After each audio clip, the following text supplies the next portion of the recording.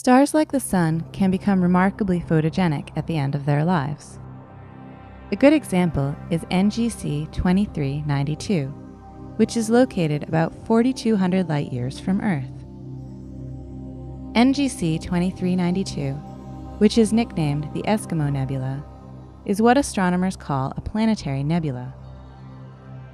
This name, however, is deceiving because planetary nebulas actually have nothing to do with planets. The term is simply a historic relic, since these objects looked like planetary disks to astronomers in earlier times looking through small optical telescopes.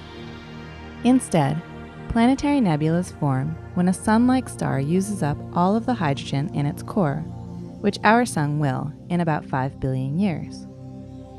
When this happens, the star begins to cool and expand, increasing its radius by tens to hundreds of times its original size.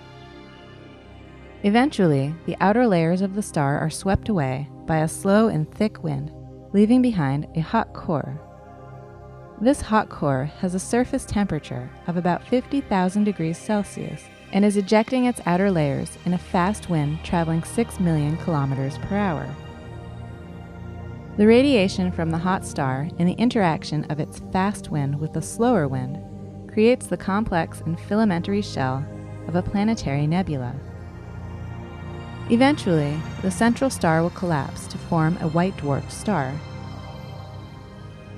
X-ray data from NASA's Chandra X-ray Observatory show the location of million-degree gas near the center of NGC 2392. Data from the Hubble Space Telescope reveal the intricate pattern of the outer layers of the star that have been ejected.